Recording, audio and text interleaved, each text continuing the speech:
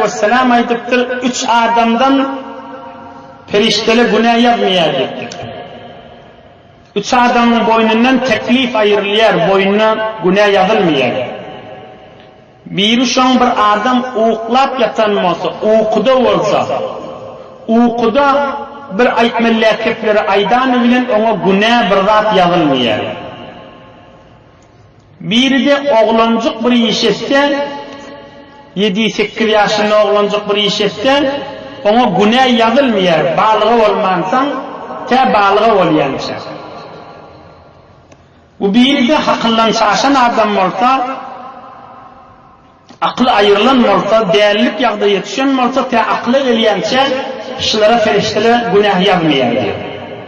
Onun için Fıkh Hanefi'de kanun niten olacak, andus sabi hata tek bir mübarek kekfa. Bir oğlancık bilinçsizce bir iş istedi, onu hata etti, yanlıştı diyeyimler. Andus sabi hata. Andus sabi vel mecnun hata. Bir oğlancık bilinçsizce iş istedi, ama bilinçsizce deyip olmuyor, ama hata diyeyimler, aklına ağrısı sorun.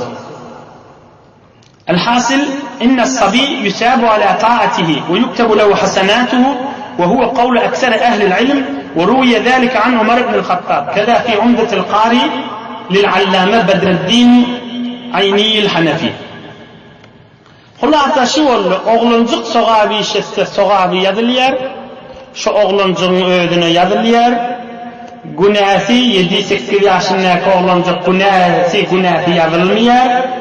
Hazreti Ömer'den de şu bir mübarek nakıl oluptur tarihte, rivayetlerde. Hazreti Ömer aydıptır, kiçi oğlancığın, kiçi gıyri oğlanın, erkek oğlanın soğabı yazılıyor, günahı yazılmıyor dedi. On bir toparlaydıptırlar, oğlancığa soğab yazılmır, inaçasına yazılır, oğlancığın niyeti yok ki deyiptirler. Oğlancığın bir niyeti yok, niyet yok olsa soğab var mı deyip soraptırlar. قلنا نعم ولا تلزمه وإنما أجره مجرد تفضل من الله عز وجل ويفعل الله تعالى ما يشاء كذا في شروح المشكات هم ulamalar aydıptırlar oğlancığa niyet de gerekli aydıptırlar Allah Teala şu oğlancıkla bağlığı bolmacıkla soğa bir işetse subhanallah ise elhamdülillah ise dehret kılsa Kur'an götürse namaz okuysa içi yanlış ibadet olsa mescide varsa yank şertlerinin hali geçti. Ya hac edilse, ya Recep ay arada tutsa, Şaban ay arada tutsa, ya Ramazan ay arada tutsa, niyetin bilmeyen ne orta yönü şu aç yedmeliğini biliyor, ya Subhanallah aytmak kavlattığını bilse de, şuna soğap yazılıyor ve Allah'ın lütfi ve fadli olunçlardan şimdi niyeti yok da olsa. İmme bir gurrunma, ahırkı sonra ve şunların tamam eder, oğluncunun inaçasına soğap yazılıyor diyen gurrunma. Yok cırı der. قال أبو بكر الإسعاف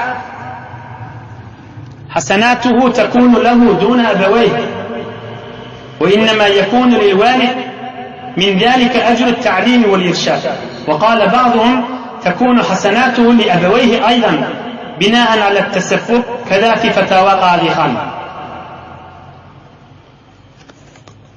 Büyük ulamalar aydıptırlar, bir oğlancık soğağı işetse, inaçasına yazılıyor diyen gurrun yok, oğlancığın öğüdüne yazılıyor. Şu oğlancığın öğüdünden çürüyüm sept ediliyor. Şu bağlığı olmadığın öğüdünden çürüyüm şu bir soğağı işetse deyip yazılıyor. Yoksa Türkmenin ahını doğru gurrun var da oğlancığın soğağı inaçasına yazılıyor deyip, yok öcüre der. Oğlancığın öğüdüne yazılıyor.